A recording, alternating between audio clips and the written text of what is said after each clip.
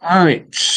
Good evening from London. Thank you, everyone, for joining.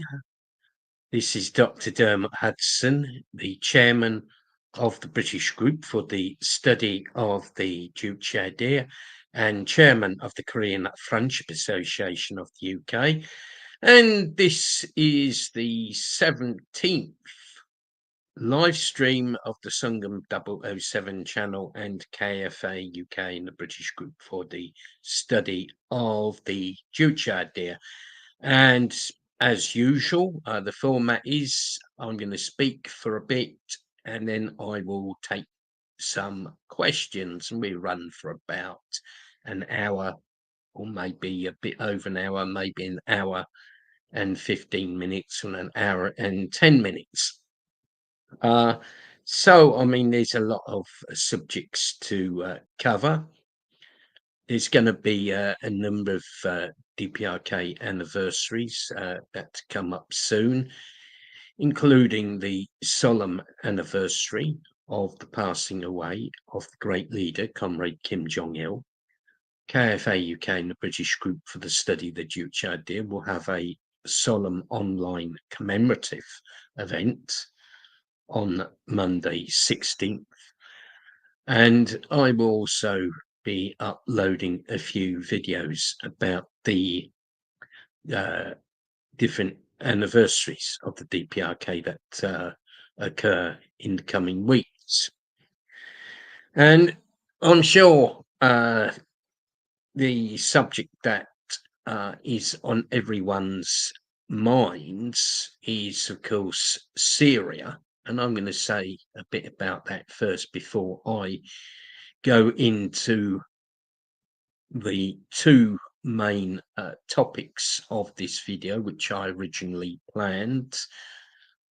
I was asked by someone to say something about the question of factionalism in people's career. So some of the video, the live stream will centre on that subject. But first of all, a few words about the truly horrendous events in Syria, which have seen a progressive anti-imperialist regime, which had been trying to build a form of socialism, a form of Ba'athist socialism in the past, destroyed and replaced by an extremely reactionary medieval regime.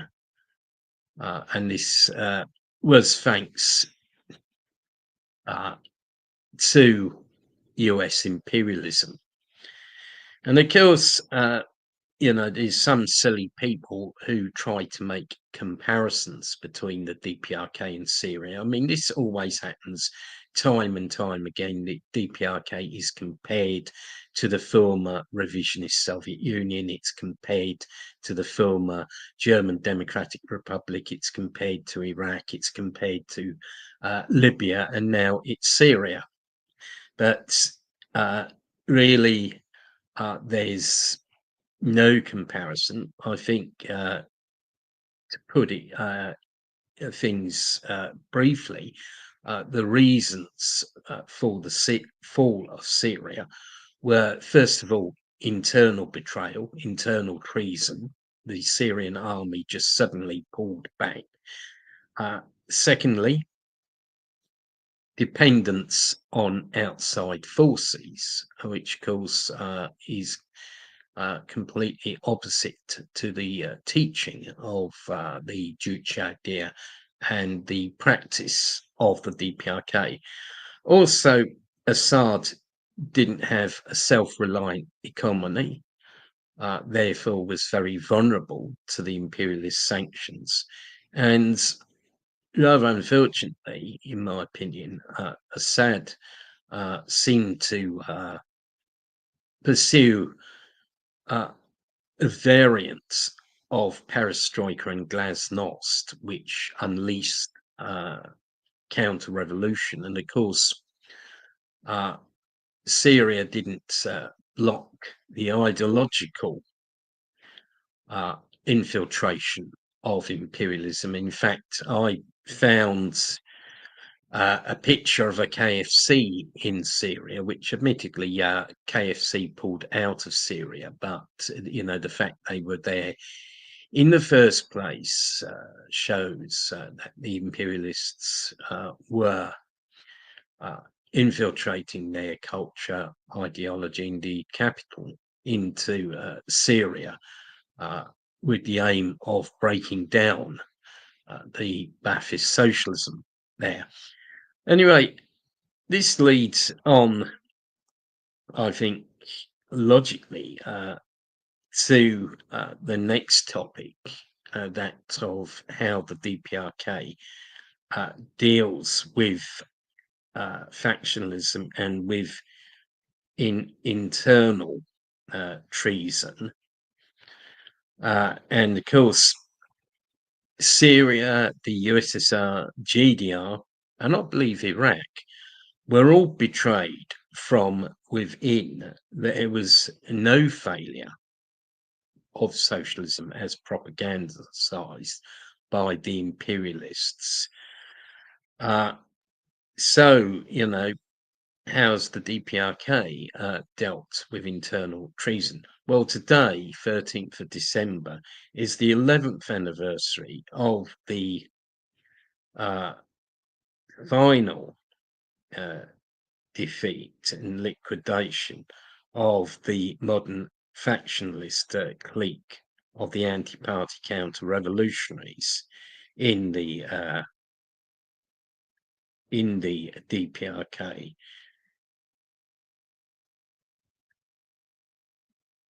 The DPRK,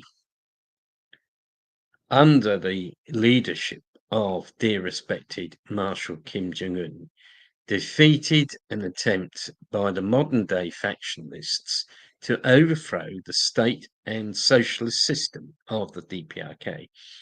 The anti-party counter-revolutionary factionalists were ideologically aligned to US imperialism and world imperialism, and also to international revisionism and big power chauvinists. The factionalists would have turned the DPRK into a colony of imperialism.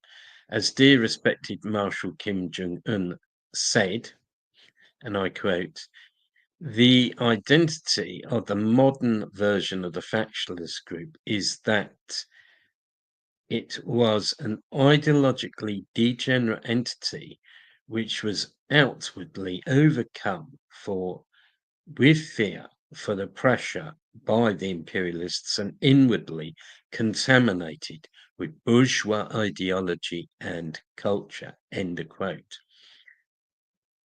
The action that the DPRK took was entirely just and correct, as the most dangerous enemy a country can face is the enemy within. One enemy is equal to 100 outside.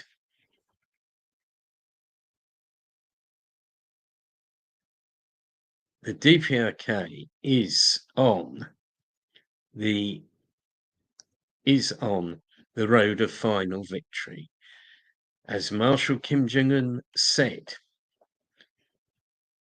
historically speaking, a great victory was won in the Fatherland Liberation War after the purge of an anti-party counter-revolutionary factionalist clique following the 5th plenary meeting of the party Central Committee. The Chalima upswing was brought about in the course of eliminating the August 1956 factionalist group, and world-startling successes were achieved in the showdown with the United States and the socialist industrialization drive after the anti-party revisionists were exposed and purged at the 15th plenary meeting of the 4th Party Central Committee. End of quotation. Now, under the leadership of the respected Marshal Kim Jong-un, the DPRK is stepping up anti-imperialist class education and intensifying the ideological revolution. The DPRK will be ever victorious under the leadership of respected Marshal Kim Jong-un.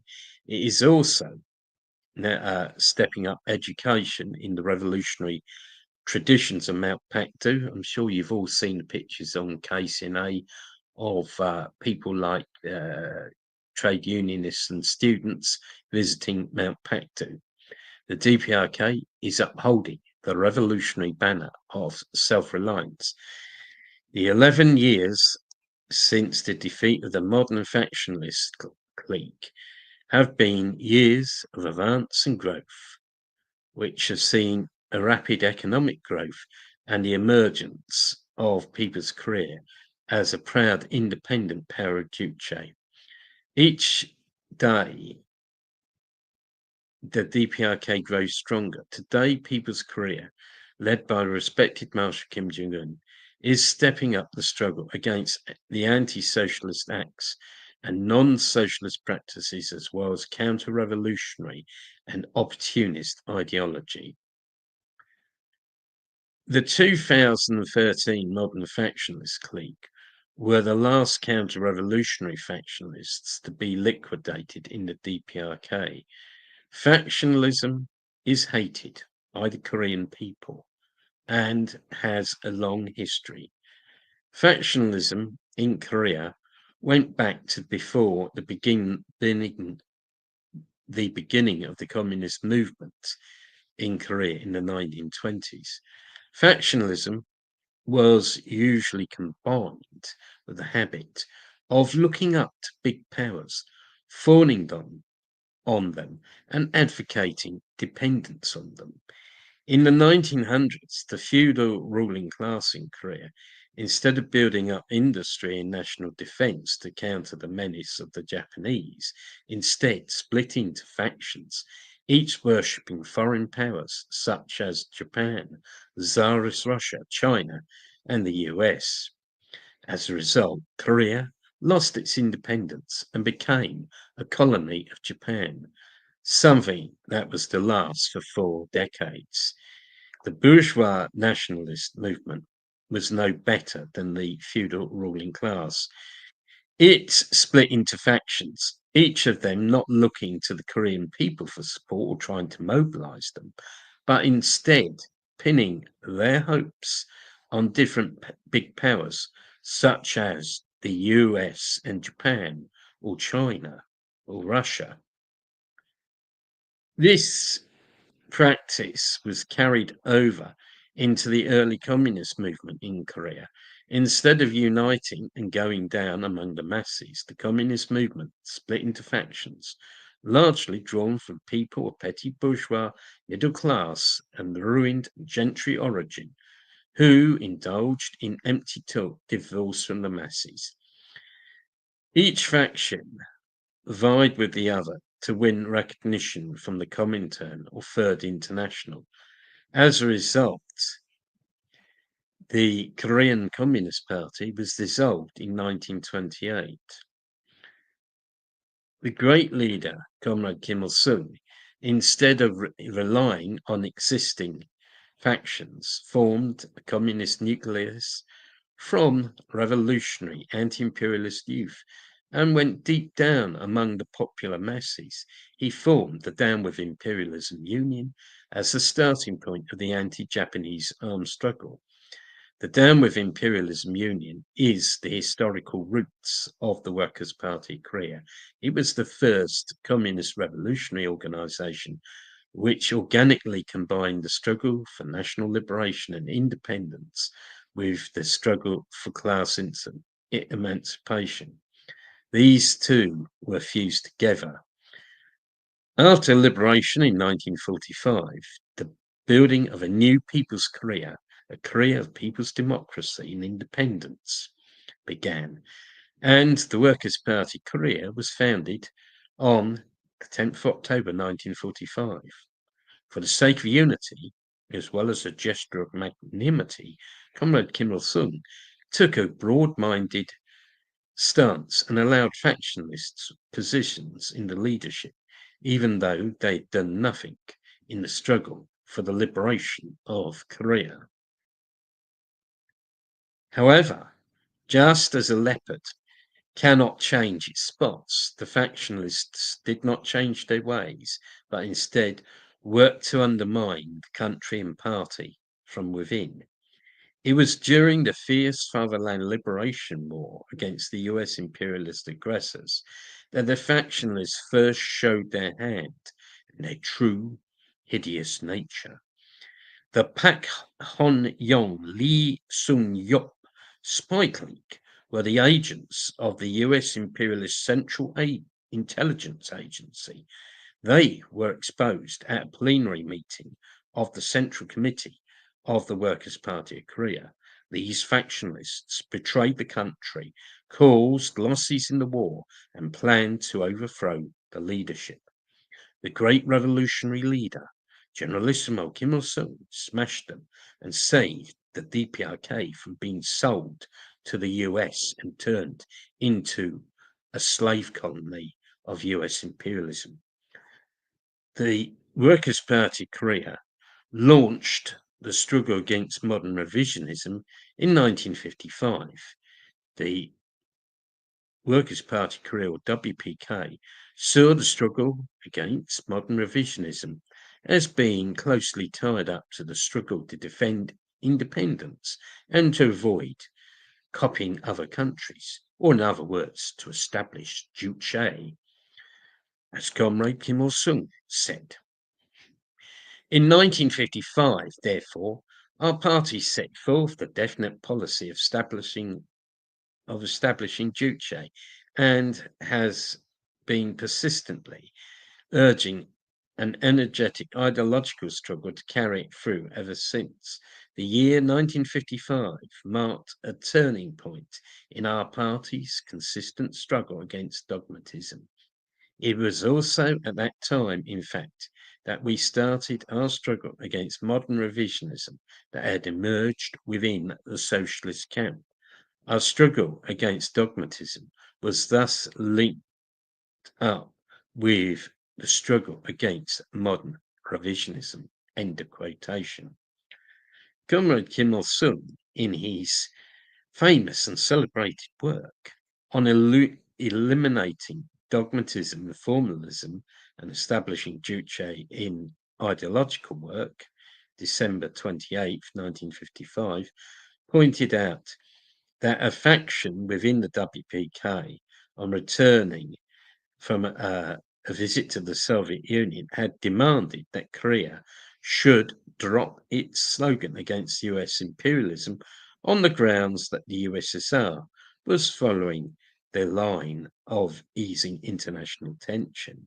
This was an early manifestation of attempts by factionalists within the WPK to spread revisionism. It was in 1956 that things reached a very critical stage. Khrushchev, the arch traitor and revisionist and counter-revolutionary, had made his speech to the 20th Congress of the Communist Party of the Soviet Union, heralding the onset of modern revisionism. Revisionists surfaced in a number of parties and tried to destroy them. For example, the CPGB, and the imperialists launched a fierce international anti-communist campaign. Within Korea, the fascist Syngmanry puppet regime went wild, talking about a march north, quote unquote. The DPRK had just completed the post-war reconstruction and rehabilitation of the economy after the devastation caused by the war. The factionalists who had been lurking in the WPK seized the chance to try and overthrow the leadership with the backing of outside revisionists. Indeed, the CPSU fraternal delegate to the Third Congress of the WPK, who was none other than a certain L.I. Brezhnev, made a failed attack on the WPK leadership, All the old factions, both pro-Soviet and pro-Chinese combined, they were united by nothing else than a desire to seize power and to make people's career dependent on other countries. Events finally came to a head in August 1956 when the factionalists tried to stage their coup under the manipulation of the great power chauvinists and revisionists. Their aim was to deny the party's leadership role and paralyze the dictatorship of the proletariat. They also wished to stamp out the revolutionary traditions of the Workers' Party Korea, forged in the flames of the anti-Japanese armed struggle. They even intended to proclaim Korea a pro-American neutral nation. However, Comrade Kim Il-sung led the people to smash the anti-party counter-revolutionary factional clique. The WPK launched internally an anti-factional, anti-revisionist struggle. Comrade Kim Il-sung attacked factionalism and revisionism at a party conference on March 6, 1958. Referring to factionalism, he said, and I quote, "No faction is better or worse than any other. All come from the same mold. They are all products of capitalist influence in the working class movement, and they are a poison that destroys our party and working class movement in Korea." End quotation. As to Kim Ju-bong, who is praised by some misguided elements, he in fact actually advocated placing the presidium of the Supreme People's Assembly higher than the Workers' Party of Korea, basically overturning the leading role of the party and the dictatorship of the proletariat, a very clear-cut revisionist and anti-socialist position. As does the so-called Yan'an faction, the pro-China flunkies in Korea. In reality, they had their origins not in the Chinese Communist Party, but in the bourgeois KMT. Some of the factionalist traitors fled to the revisionist USSR, and I believe two also went to China. The ones who lived in the USSR ended up, when the USSR collapsed, becoming agents of the South Korean puppets. That's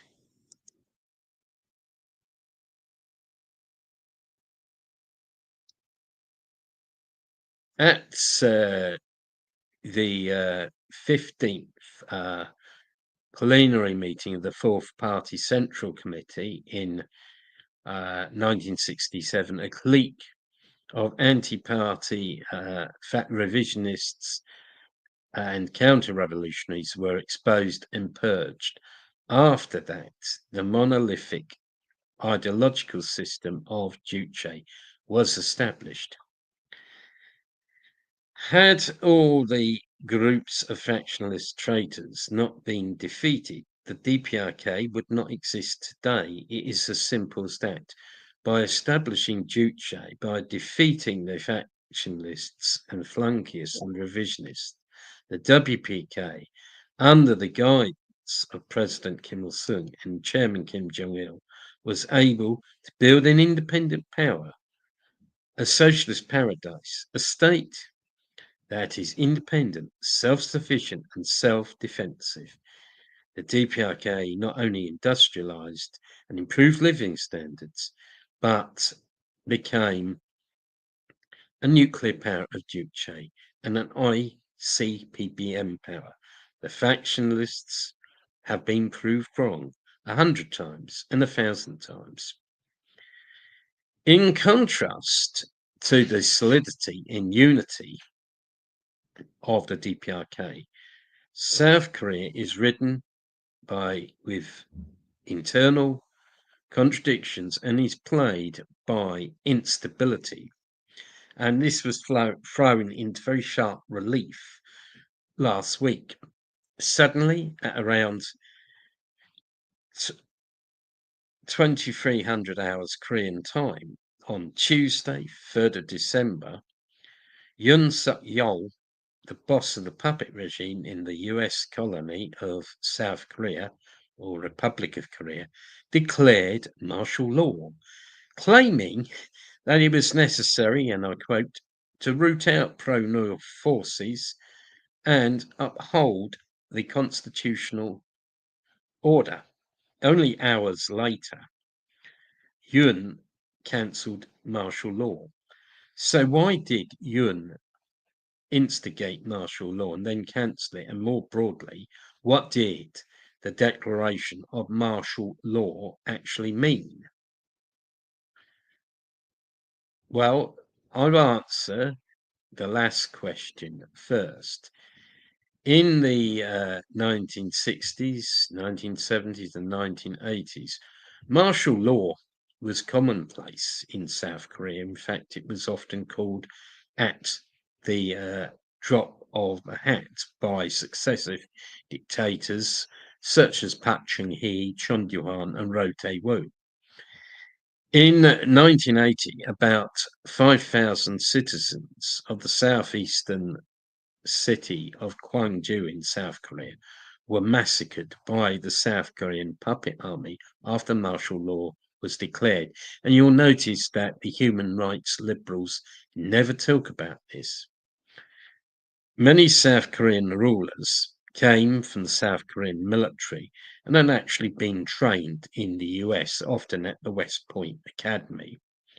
Supposedly, South Korea underwent democratization in inverted commas in the late 80s, but of course this was fraudulent. It simply meant the change from a military fascist dictatorship to a civilian fascist dictatorship.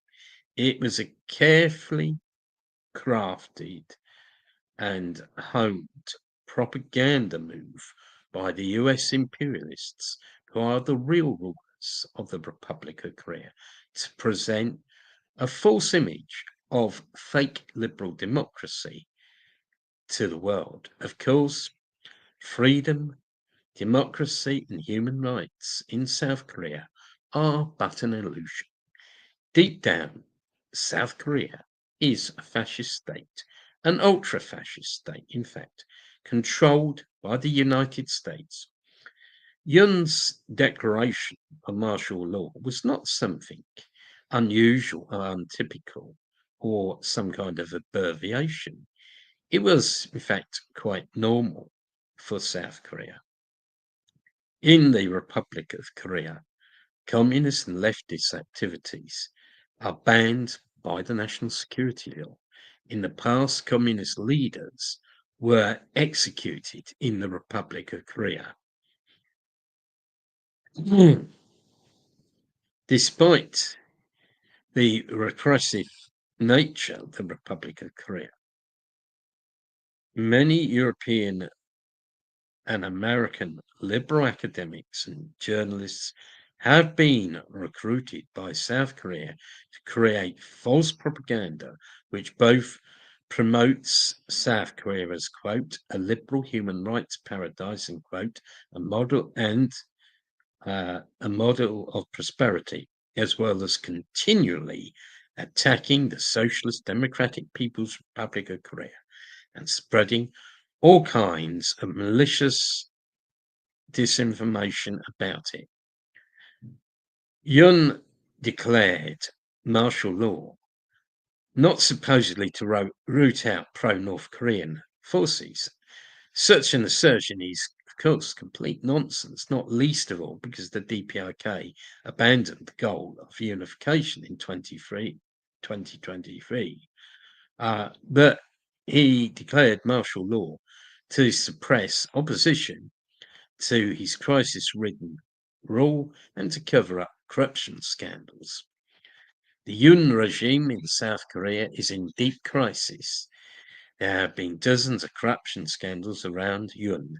Moreover, there's increasing suspicion that his wife, Kim Kyun Kon Hyu, is the real power behind the throne and actually manipulates her husband, as disclosed by the DPRK Institute for Emily State Studies on the 3rd of November, and I quote, "The true colours of the suicidal rule of Yun style are being fully revealed through the shattered economy and people's livelihood. The debts of the major large enterprises which allegedly seize the lifeline of the puppet ROK's economy are the hugest ones ever in history, and the debt rate of enterprises reaches 173.6%, which is far beyond business assets. Closures of many businesses have been witnessed this year following the bankruptcy of 1 million independent businesses last year amid the skyrocketing of prices due to the incompetence of Yun, who knows nothing about the economy. Medical reform related to the increased entrance to medical universities met with strong opposition in the medical field from the beginning and has not been executed for more than 1 year in the puppet ROK. Furthermore, the collective resignation of doctors caused a great confusion called the collapse of the medical system. It is becoming more common practice that more than 13,000 people, equivalent to one division, have committed suicide every year, maintaining the world's record in suicide. This is the present reality of the puppet ROK, advocating freedom and equality. It can be added, end of quotation from the DPRK Institute for Emily State Studies. It can be added, South Korea has an external debt of 664.5 billion, probably the highest in the world. So Yun's declaration of martial law was simply a desperate attempt to stay in power at whatever the costs. Why did he suddenly reverse the decision? It's nothing to do with the ROK National Assembly voting against it. Yun would have simply dissolved the National Assembly and arrested its deputies. And by the way, it is a fact that there's not a single worker or peasant in the South Korean National Assembly. The real reason why Yun reversed martial law was he forgot to inform his real masters, the Yankee imperialists, about the declaration of martial law. Yun did not ask his big boss, Sleepy Joe Biden, for permission to declare martial law. The Republic of Korea is, of course, a US colony, a creation of the US. All its rulers are not elected by the people. The elections are fake, but they are selected by the US. The ROK is still occupied by 30,000 troops, and the US is the master there. Nothing happens in South Korea without the say-so of the US. Clearly, the US imperialists are happy to throw Yun under a bus. In the past, South Korean puppet dictators who proved to be liabilities for the US have been dispatched. The US packed their original puppet, Syngman Rhee, off to Hawaii when things went pear-shaped for him in 1960. And Park Chung-hee, the East Asian poor man's Hitler, was shot dead by his own head of security in October 1979 on the orders from the US. The Americans obviously thought there was no mileage in keeping the Yun regime in power. Moreover, by displaying blatant and openly fascist characteristics, Yun effectively demolished in one go, in one evening, the finely constructed fake image of South Korea as a democracy. And I'll put democracy in inverted commas. The US policymakers decided that having a fascist maniac in charge of the ROK was not beneficial to their propaganda campaign against the DPRK. Now, Yun faces a very uncertain future. He survived, he managed to get off being impeached, which is something meaningless in the ROK anyway. But it is probable that he will be replaced by someone else from within the ruling regime in the ROK, another puppet. To conclude, the DPRK does not face such issues as an independent people's government. Coups and instability are unknown in the DPRK because there exists a solid, invincible, single-hearted unity between the people, party, and leadership. The Liberal Guardian newspaper foolishly called South Korea, again, quote unquote, a democratic beacon. But the true beacon on the Korean Peninsula is the beacon of Juche and beacon of independence, People's Korea. Thank you for listening. Right, got some, yes, hello, Gregor, and hello to everyone else who's joined. We will take a few questions now. Don't seem to be many comments showing up on the live chat comments. Hope there isn't an IT blip tonight.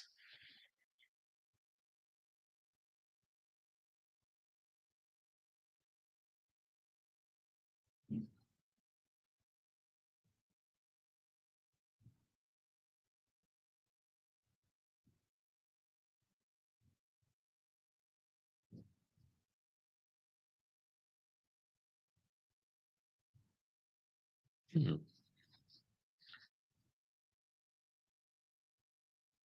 Well, while people think of questions, and so I hope the IT's working fine. I also hope that everyone can hear me, that there's no sound problem. I'll just reiterate that we've got a number of events coming up. On Monday 16th, we've got an online meeting to remember the great leader, Comrade Kim Jong-il. That's going to be online, it'll be on Skype.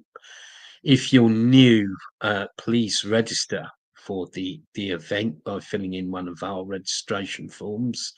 Just email me and we'll send you one. There's still time to register, and we're planning some pretty important activities in the new year. It is hoped that there will be an online meeting of the Juche idea study, a British group for the study of the Juche idea, Monday, 6th of January. And we're going to have a seminar down in Taunton. I think it's going to be online on around the 20th or 21st of January. And also Radio Belarus is going to host a conference on the DPRK on the 21st. So, please watch out for our different events on our social media. I'm glad to see some comments appearing. I was beginning to wonder whether there was some massive IT blip. Yeah, Defender of the DPRK, I saw that Yun has now said that he thought martial law was justified. He can't seem to make up his mind. Maybe it's pressure from his wife, or maybe the American advisors have changed their mind. But it's as say he's changed his face several times. Yes, Yun is a puppet. And yeah, I mean, it is, as I was saying at the beginning of the live stream, I don't know if people joined late and missed it. That, yeah, I mean, it is very tragic what's happened in Syria. This has happened because, in my personal opinion, Syria relied on outside forces. That President Assad didn't develop a self-reliant economy to deal with the sanctions, and I think the main reason was internal treachery, because the Syrian army, the Syrian Arab army, actually pulled back and let them win. It is my hope that anti-imperialist resistance, led by members of the Ba'ath Party and members of the Syrian armed forces who didn't surrender, is continuing. I believe some of the special forces of the Syrian army did not surrender and are continuing the fight. Well, let's see if Yun does get arrested tomorrow. Maybe he will. Maybe he won't. But it's also interesting to point out that he wouldn't be the first South Korean puppet ruler to end up being jailed or impeached. He would be joining several others, like Park Geun-hye, like Roh Tae-woo and Chon Doo-han, all of which had jail sentences against them and were found guilty of corruption. I mean, South Korea is a real dire place because so many of its rulers have been found guilty of corruption and crimes against the people. It is so laughable that the imperialists try to make out South Korea as some kind of wonderful example. And what is even funnier is the way that the liberals of the Guardian, those muesli eaters, shall we call them the vegan wing of imperialism, also praise South Korea so much.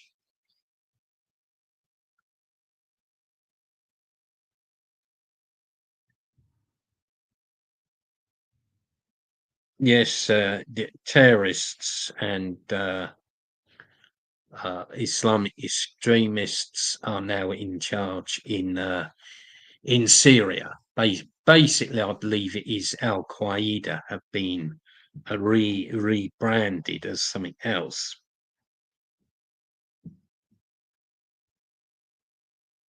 Yes, defender of the DPRK, that is indeed correct. All US political candidates are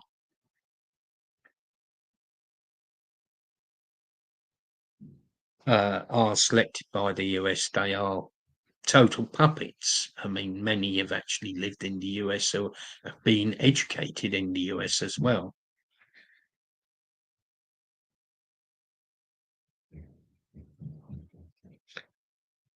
Yeah, well, thanks for joining the live stream, Ben. Great to see you here. Uh, yes, as I was saying, internal treachery is the main one of the I think primary reason for the defeat of the Ba'athist government in Syria, and Assad.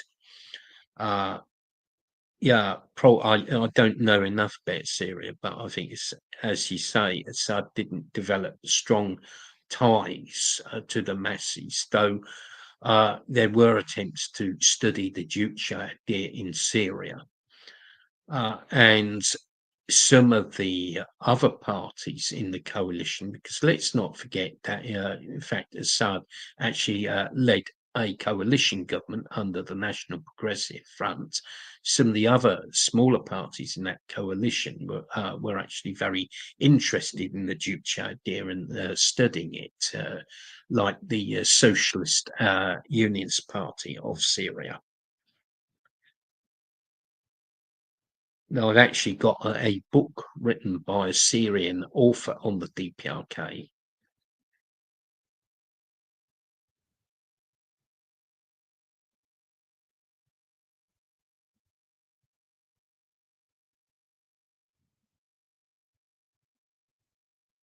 In fact, while I just wait for people to put a few more questions and comments, I will just see if I can find the book. One minute.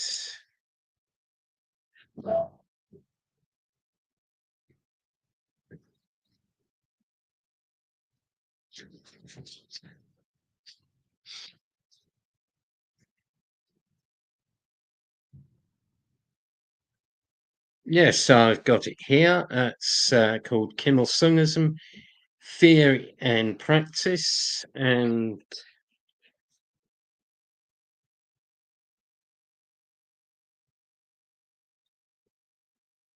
it was written by Mohammed Al-Missouri, and published in the DPRK, and so it published in the DPRK in 1978, and the author was a reporter at a Syrian broadcasting station, so some sort of journalist. Yes, I agree, Ben, that the DPRK is such a great example for nations wanting to escape imperialism and gain independence, for them to follow. Yes, that's very true.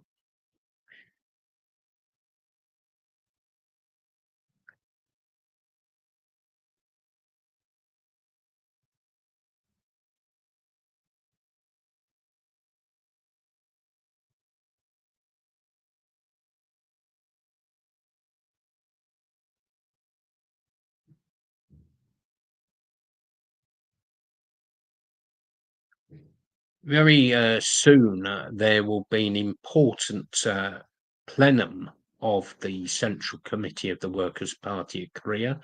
That is going to be held at the end of December, and that will review the past successes of this year, and will set a course for next year, and will take some policy decisions, and no doubt the plenum will make an analysis of the fast changing international situation, including what's happened in Syria, and other events. So I mean, that's something to watch. I mean, I will probably deal with that in the next live stream, aiming to probably have possibly another live stream this year, but certainly one in early January, very least, and probably make a video about the plenary meeting of the Central Committee of the Workers' Party of Korea.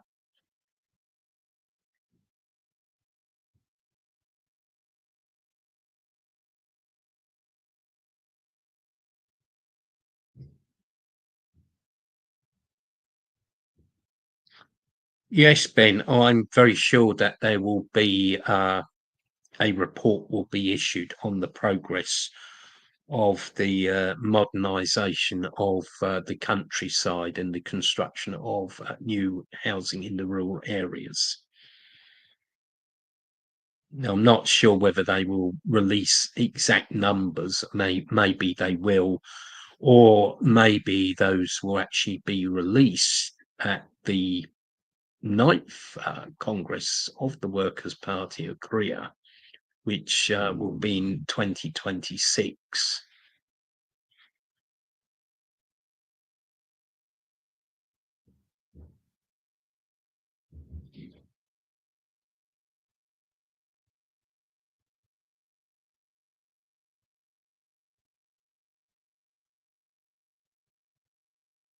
Yeah, I mean, Burkina Faso has diplomatic relations with the DPRK. They've always, in fact, had good relations with the DPRK, even when it was called Upper Volta, because it was once called Upper Volta.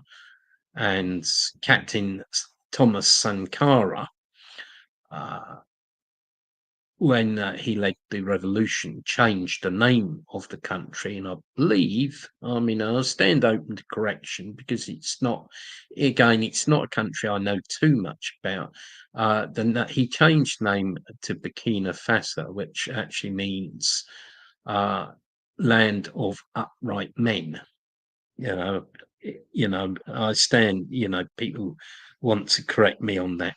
They can, but there was certainly relations even when it was under when it was called the Upper Volta, and the relations greatly improved and became closer after the revolution led by Captain Thomas Sankara.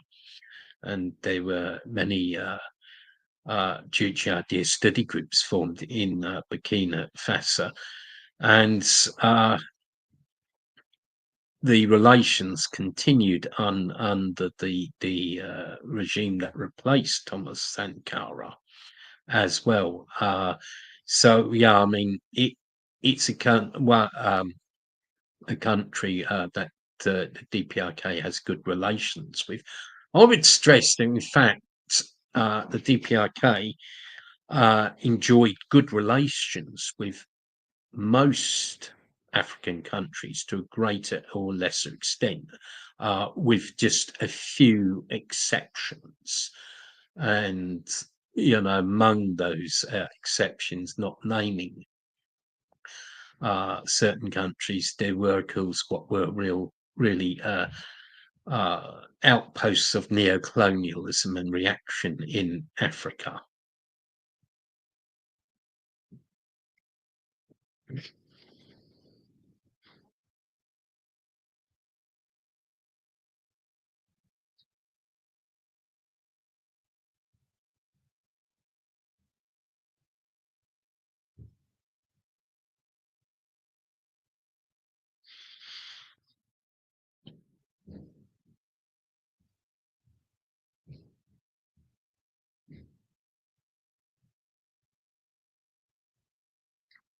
The DPRK, in fact, built quite a lot of statues in Africa. In fact, a few years ago, this is going back to, I think, 2015 or 2016, there was an interesting exhibition uh, in East London uh, about DPRK statue art, excuse me, in African countries. And the DPRK built massive monuments in Namibia, in Senegal, Zimbabwe, and a number of other countries. It was a very interesting exhibition, but as an aside, uh, the exhibition was in Shoreditch, which is an area that is of London that has been socially cleansed. Where the yuppies and hipsters took over, and I felt something like one of the earlier Doctor Who's arriving on an alien planet when I got out the tube station in the area. It was very, very alien. And by the way, if you've read the latest People's Career Today, which we finally published uh, earlier in the week, I've written an article about the contrast between London and Pyongyang, about how there is no social cleansing in Pyongyang.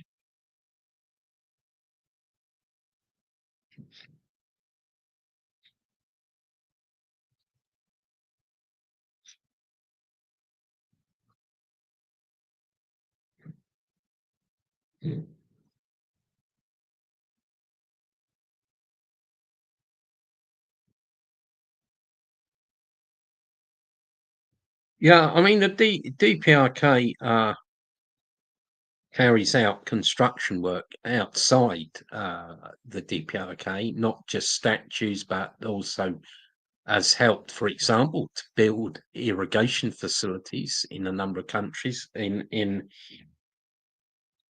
Africa. Just to give an example, it's also had agricultural institutes in Africa, in Guinea, in West Africa and Tanzania, in East Africa, and also DPRK doctors have assisted in different countries, like several African countries, like Libya in the past. When I've been in the DPRK once, I was going up Mount Moihung, and I met a Korean who spoke very good English. He was a doctor, and he told me that he'd once visited London. He said it was cold and foggy. Don't know what on earth gave him that idea. No, it is actually very cold and miserable today in London. But significantly, he'd actually been working uh, in uh, in Nigeria as a doctor. Oh, yeah, DPRK has its own cargo fleet. Uh, it's got its own shipbuilding industry. It can build large scale ships, but unfortunately, many DPRK ships have been sanctioned, and in Britain, I think a lot of the DPRK's fleet has been sanctioned. But yeah, I mean, the DPRK does have a big trading cargo fleet, and of course, it has the lock gates at on the West Sea near Nampo, the West Sea barrage. And I also saw quite interestingly on KCNA this week that they're also trying to develop uh, an internal cargo fleet. They actually use inland water transport in the DPRK, which is very interesting. That is something that is now very rare in the UK to see in British waterways being actually used for cargo transit.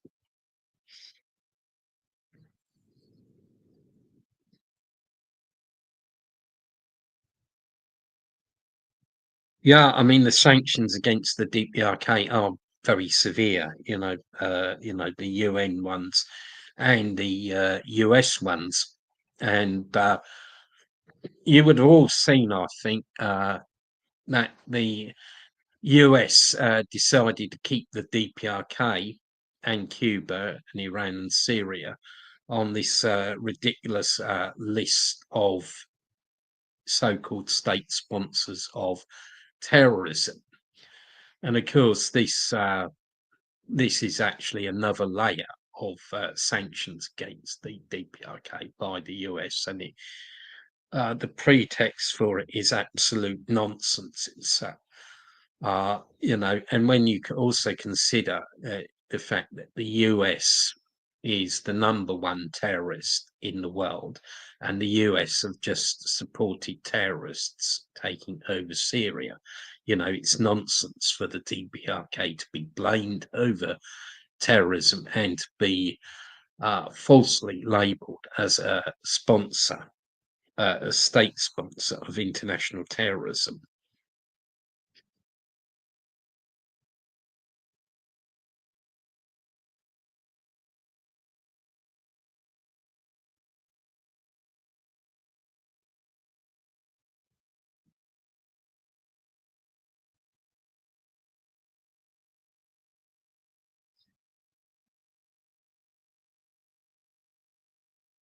Yeah, that's very true. Ben, the main terrorist nations are US imperialism and its vassal states.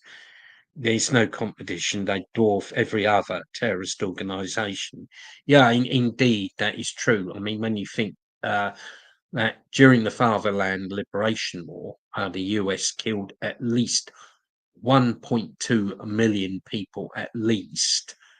Uh, and also in the Vietnam War and in different coups and interventions and in the Iraq War. The number is huge, and any alleged or real terrorist organization doesn't come anywhere near that figure. That is a fact.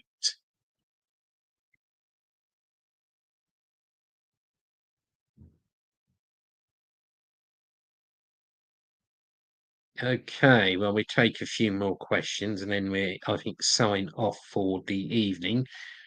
I think it's been great doing these live streams. I hope people get quite a lot out of them, and I'm always open uh, for different subjects to cover at the live stream. I mean, I've sort of spoken tonight a bit about factionalism because someone suggested it, and I've also covered the topic of the martial law chaos in South Korea, because that's, I think, very topical. So we will try to continue the live streams in the new year, about once every 2 weeks or maybe 3 weeks. And I think next year will be a very important and pivotal year for defending people's career with no ifs or buts. We're also going to see some very important anniversaries of the DPRK, such as the 80th anniversary of liberation on the 15th of August, and the 80th anniversary of the foundation of the Workers' Party of Korea on the 10th of October. So there's going to be massive celebrations of those events. And, we should step up our activities in the run up to these events. And so we should be doing more meetings. Let's try to have more regional meetings. The one we had up in Liverpool in November was absolutely great. Let's look at doing regional meetings in other places. Like May, I think it'd be good to do a meeting in Birmingham if there's someone there prepared to step up to the bar and help us out getting a meeting organised. Or and we also look to hold meetings in places like Stoke-on-Trent, Taunton, and maybe Scotland, or indeed anywhere else. Let's get out there and spread the truth about people's career. It'd also be great if there's someone on this live stream who's at a university, if they could get together with a couple of their friends at university, register KFA, or the British Group for the Study of the Juche idea, as a society at a university, and then we can hold meetings at the university. That'd be really great. We should aim to get a foothold in universities and to challenge the false narrative put about by organisations like link, which is the so-called Liberty in North Korea, uh, which again is a deep state funded organisation, and also I think funded by one of the credit card companies and by the far right. We should be able to challenge their lies. Yeah, I'm just reading the comments. Yeah, capitalists do steal credit for the socialist countries' achievements. Yeah, I mean, hopefully we send delegations out to the DPRK. In fact, one thing we should think about is trying to do fundraising to assist comrades to visit the DPRK. That would be great.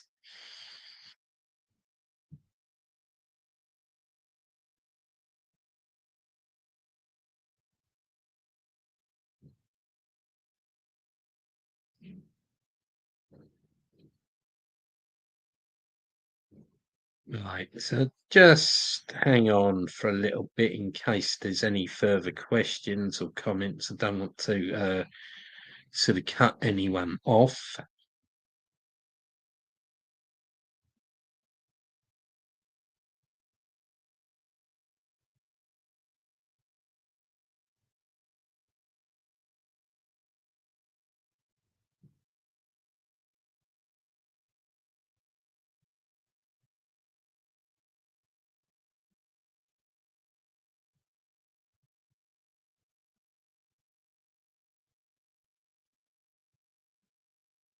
Right, no, don't seem to be any uh,